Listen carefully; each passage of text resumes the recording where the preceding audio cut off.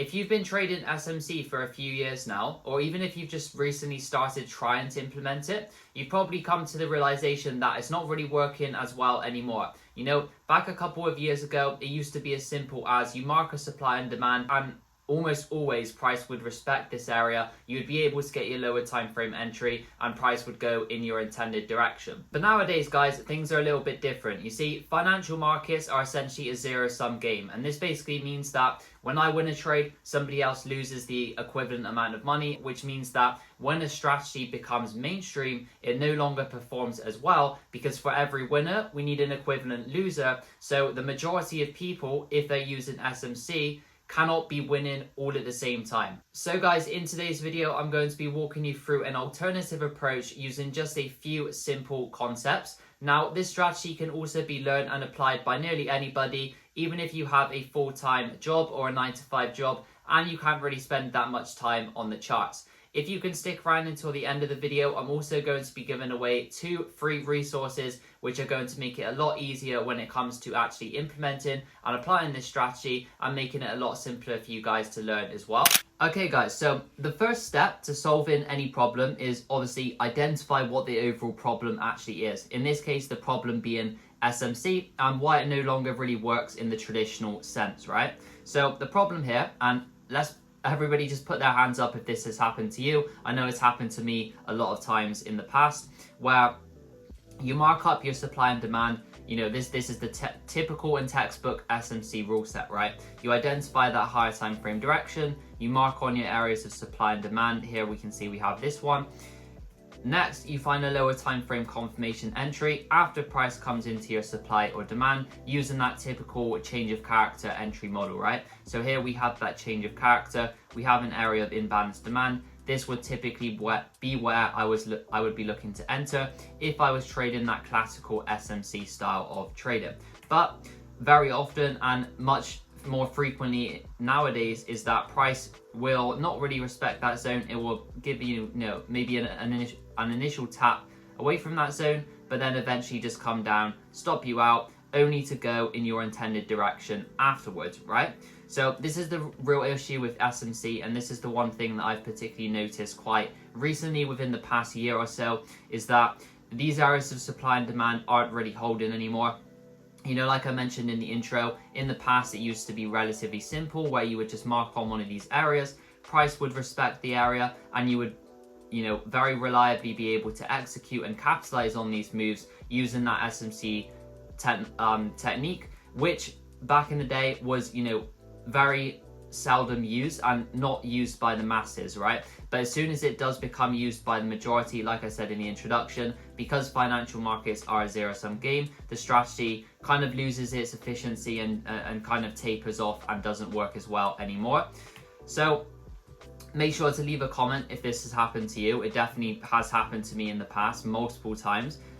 So what do? We have to adapt to this and not completely throw out the strategy altogether, right? That's one of the mistakes I see a lot of people making. They think that this strategy doesn't work anymore, let's just completely get rid of it, let's start from a blank slate and completely start over, right? That's not what we want to do here. What we want to do here is just make a few simple adjustments to the strategy that we already know and have been implementing over the past few years in order to basically just adapt to the market conditions, right? In trading, it's all about adapting to market conditions. There's no black and white simple approach that you can apply to every single market condition, because market is always changing, right? Tomorrow is going to be different than it is today, and so on and so forth, right? Before we get into the actual solution, let me just show you some quick proof that this methodology actually works. And this is, by the way, the strategy that I've been using over the past 2 to 3 years now and have seen some very consistent results with it. So first of all, here's a classical funded certificate. I'm sure you guys have seen that multiple times. That's not very impressive. Quite a few people can do that. Here's a 100k account that I got fairly recently using this same strategy. But what is more impressive is if you look on the right over here, this is my live, you can see it says real up here, IC Markets Regulated Broker, track record on my FX book.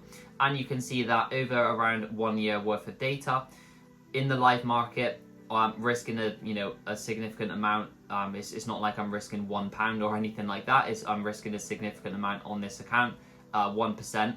So risking 1%, the strategy has consistently achieved an average monthly return of 2.92% or 2.92R. So obviously you can adjust that depending on what you are risking. But the point being, this is a very consistent strategy which achieves some very nice results. By the way, if you don't think this is a good result, because I know a lot of people's kind of expectations have been falsely skewed by a lot of the online trading gurus that claim they make 10% a month plus. Just go on to ChatGPT after this video, type in what is a good monthly return for any financial trader, and it will probably tell you it's somewhere in this region, right? And I have a few friends that work for particular hedge funds, and most of these hedge funds, they're not, consistently beating 5% per month, let's say. And these are the top guys in the industry managing billions of dollars worth of capital. So if they can't beat the S&P 500's annual return on average, then it's very unrealistic for me and you to try and do the same. This is a very realistic return. 10% a month, not so much. So yeah, just keep that in mind. This is a very realistic return, right? So moving on, what is the solution to our problem? Well, I've adopted this simple framework that you can use instead of that traditional SMC methodology. Like I said, it's not going to be a complete we're not starting from a blank slate here. We're just making a few simple adjustments in order to adapt to the market conditions nowadays, which are that supply and demand isn't holding that frequently anymore. So what adjustments can we make? So first of all, we're going to start off doing the exact same thing as usual. And I think the best way to explain this is by going through a chart example at the same time. So if we just bring up TradingView real quick, and if we go ahead and mark on the charts. So here we can see pound US dollar. If we start off on the daily chart, we can see that overall, if we're just focusing on this recent price action right here, price was overall in this downtrend, right? So if we go over to the 4 hour, we can mark on some of the more refined structure. In particular, we had this breaker structure right here. Price then pulls back, mitigates into this area of supply, and then breaks structure once again, forming a lower low. So all I'm doing at this point in time is I'm marking on the current trading range in which I want to be looking for some areas to sell from, right? And in this case, the trading range is going to be between the high and the low of the current downtrending structure, right? So typically what we would do when trading SMC is we would look at this range and we would ask ourselves the question, where are the areas of supply that price could pull back into if we're going to sell price? In this particular case, we have this area of imbalanced supply right here. So if we were trading that typical SMC method, we would be waiting for price to retrace into this area and then looking to short from it. However, in this particular strategy, we are going to make a few minor adjustments. So what we are going to be doing instead is, and this is kind of the key point of the video, is rather than waiting for the supply and demand to react, we're going to be waiting for it to be taken out and for the liquidity to be taken out of those SMC traders. So what exactly do I mean by this? So if we go back over to the charts, we're going to wait for price to retrace into our supply zone, right? Once we wait for price to come into that supply zone, as it has done here, rather than looking at the supply zone itself, we are going to be waiting for that supply zone to be taken out. Why are we doing this? Because we know that the majority of people are trading this sort of SMC style nowadays. So once the area of supply is taken out like this, and once price goes slightly above it, we know that all of those SMC traders are taken out of the market, along with all of the retail traders that are trying to sell off a break-in retest sort of strategy like this. So based on the fact that all of those traders have now been taken out of the market, and because that liquidity has been taken out, we can be relatively confident that price is likely going to move in the opposing direction, in this case to the downside, right? As for the actual entry criteria, I'm always going over to the M5 time frame, same entry time frame on every single trade, just to keep things as consistent, as simple as possible, so that you have a mechanical system to follow, which for myself, I've personally found that having a mechanical rule set to follow is definitely one of the keys to long-term consistency and profitability. Once we see price give us that change of character, so for anybody unfamiliar, what we're looking for in terms of entries is once price comes up bullish like this, so it's retracing in an overall downtrend, but on the 5 minute that's going to look like an uptrend because price is in that retracement phase. We are simply looking for price to close below, and close below, this is important, it can't just wick below, we need to see a closure below.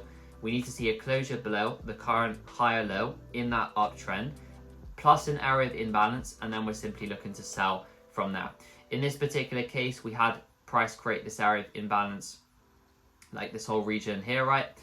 Once we see that, once price has taken out the supply zone, and once we get that shift, we are then entering on that imbalance, stops just above the high.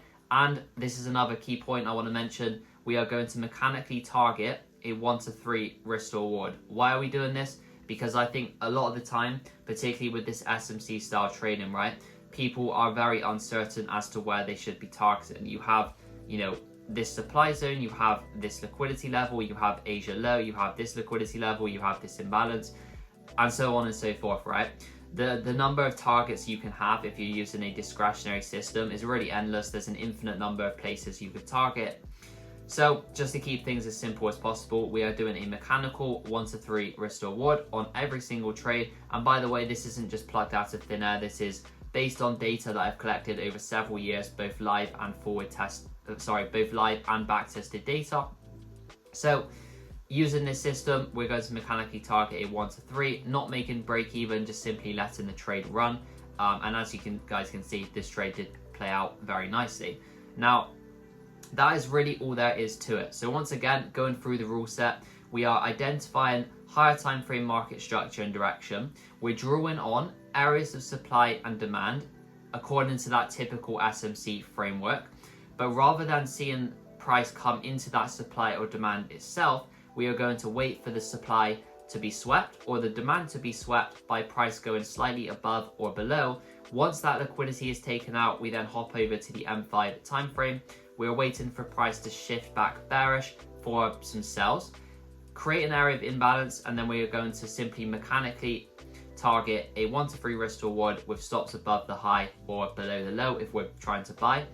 And that is literally all there is to it, guys. A simple framework you can use, a simple mechanical process that you can repeat every single time you come to the charts in a simple methodical order, step by step. So guys, that is the very simple framework you can use to take advantage of the losing traders, the SMC traders, which nowadays, from what I've personally seen, take up the majority of retail traders. Now, as mentioned at the start of the video, I said I was going to be giving you guys 2 free resources that you can take away and use in order to better learn and implement this strategy in the live market and also in your back testing. So if you guys want access to the full trading plan for this strategy in a PDF format, walking you through all of the nuanced details and all of the nuanced rule set behind it in more detail than I was able to go through in this video. And if you also want access to the free Notion journal template that I use to journal all of my trades as well as do performance reviews, I will leave these completely for free to download in the description below.